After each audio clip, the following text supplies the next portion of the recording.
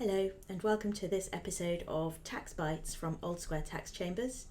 This is another episode in our series on litigating against HMRC, and what I'm talking about in this episode is ADR, or Alternative Dispute Resolution, in cases against HMRC.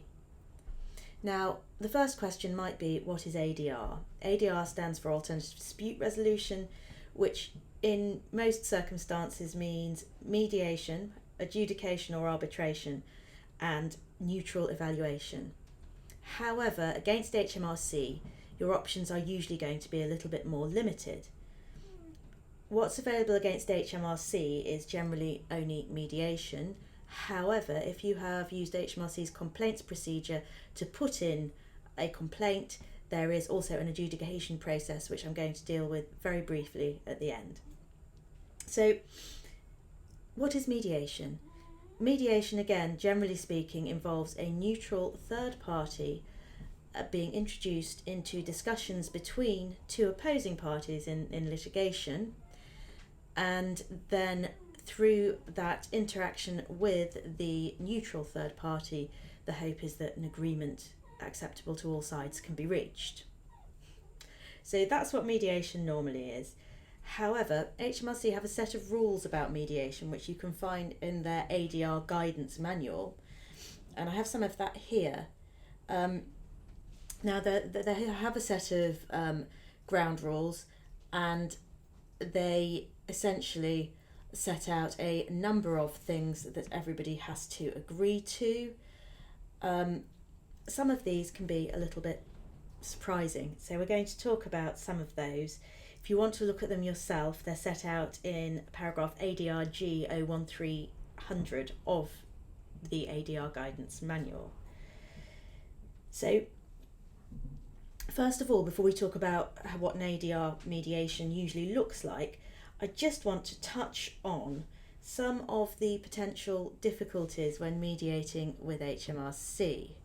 So, number one, in the case of HMRC, the mediator is actually appointed by HMRC, and it is an HMRC officer who has, according to the manual, been professionally trained for the mediator role and is specifically tasked with acting as an impartial and neutral facilitator between the two sides of the dispute. Now, HMRC go on to make it clear that the mediator will come from a separate department to the case team that's been dealing with the case. They shouldn't have any interest in that. Their job is to be impartial and neutral. However, some clients may have difficulty in believing in this particular degree of neutrality. Where that is the case, you can ask to bring in your own mediator. So you can actually ask for a third party mediator to come in as well. But ultimately the mediation will be run by the HMRC mediator and not by the actual outside mediator. So that's probably only an option where the tax at stake is particularly large, and it may be a good idea. It's going to be fact specific. So that's the first catch with HMRC. The next catch is that HMRC say, well, the mediation is going to be a without prejudice mediation, and they make it very clear that without prejudice is not the same as not on the record. However, according to the ADR manual, HMRC have a slightly different understanding of what without prejudice is to perhaps the rest of us. So what they say, and of course HMRC is perfectly entitled to say we will not mediate on any other terms than these.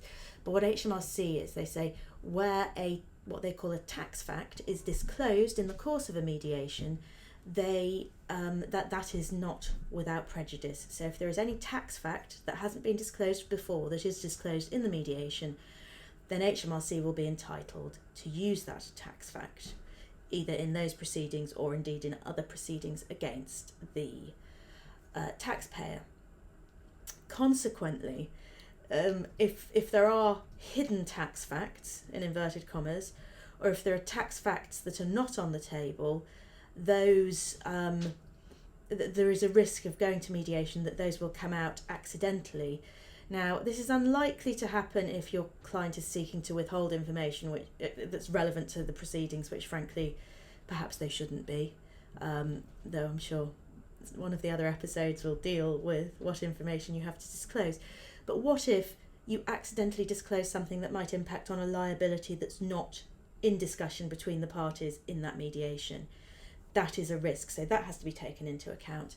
Now, you might think that this is only something that is said to the case team because this is because the mediator is neutral and impartial. Again, unfortunately, HMRC say even though the mediator is supposed to be impartial and neutral, unfortunately, if you reveal a tax fact to them, that may well still be used against you.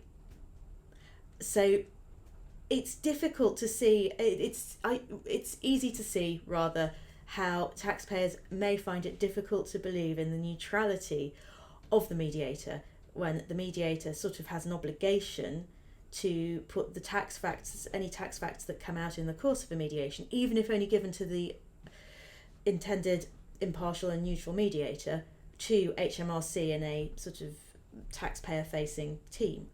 So that's the second point that I want to note. So tax facts. What are tax facts? That's probably something that we should say. HMRC say that a tax fact is a fact which has legal and technical implications for a taxpayer's liability. So the other thing is, they go on to say a tax fact is not capable of being without prejudice. I suspect that's not right, but they will not treat it as being without prejudice, so we are forewarned about that. But again, this just highlights another issue. You don't want to have to get into an argument if you subsequently go to court about whether or not something is a tax fact that came out in the mediation, and therefore whether or not it can be brought out in the course of the any tribunal or court-based proceedings. So, one further point where I feel that HMRC significantly differs in terms of its mediation process and its willingness to mediate is this.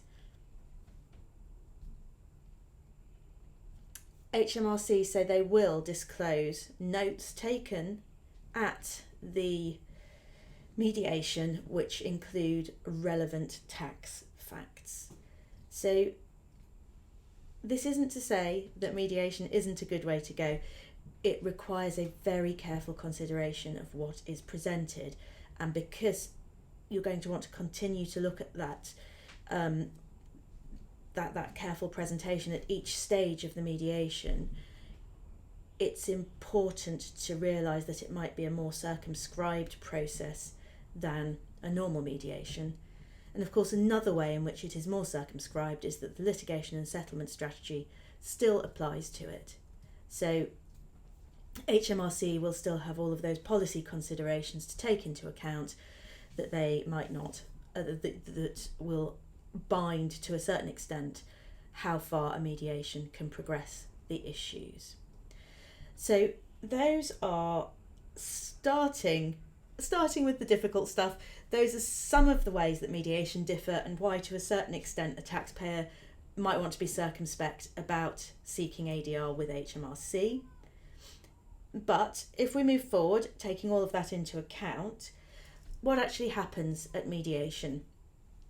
So a mediator will be selected, in this case by HMRC from their mediator team. There will probably be an exchange of written opening statements, and then at the mediation, everybody will be put into a room to begin with, or into one online room, and then there will be breakout rooms for each side, so for HMRC and for the taxpayer. And what happens is everybody goes into the communal room to begin with.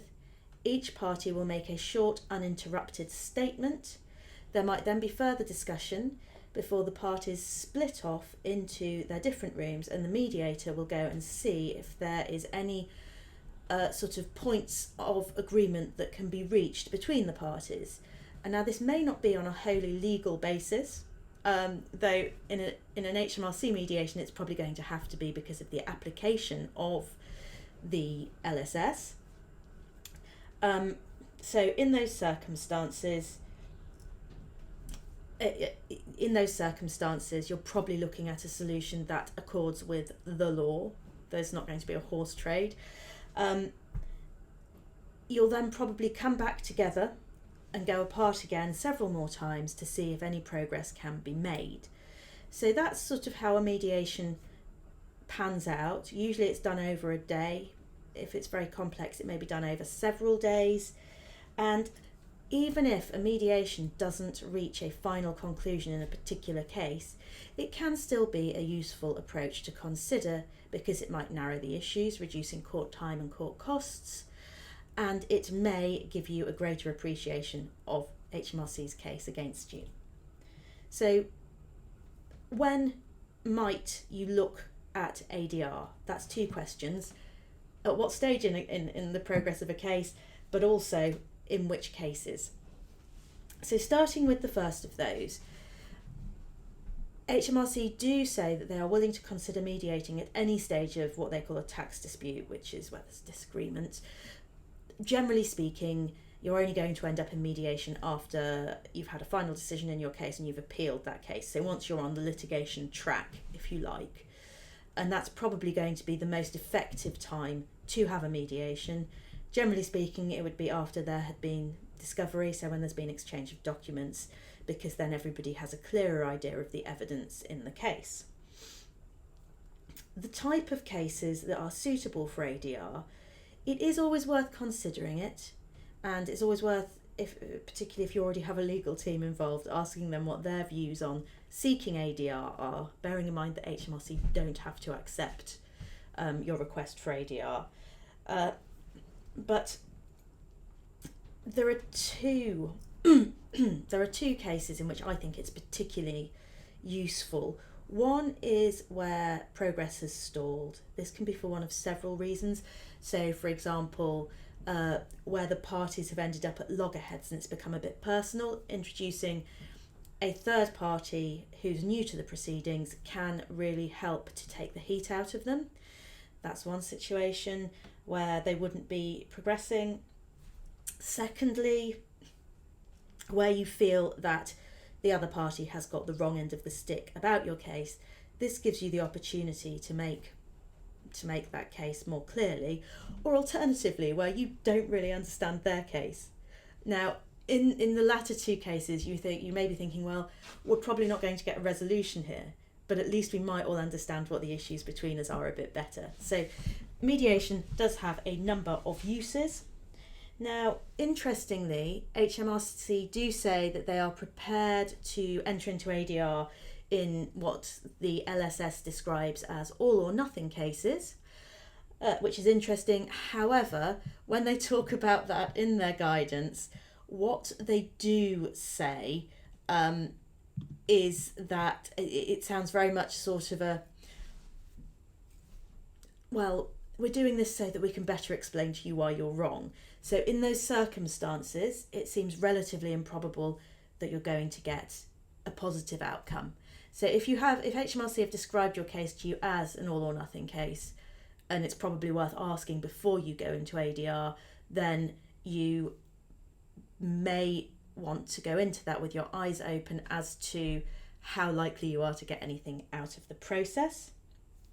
There are some cases which HMRC are specifically unable to take to ADR, and those are the following: cases being dealt with by criminal investigators, complaints and disputes about delays in using information or giving misleading advice, debt recovery or payment issues, disputes about tax credits, default surcharges, automatic late payment or late filing penalties, PAYE coding notices, ESCs, pension liberation schemes, HICBCs, national minimum wage disputes, accelerated payments and follower notices,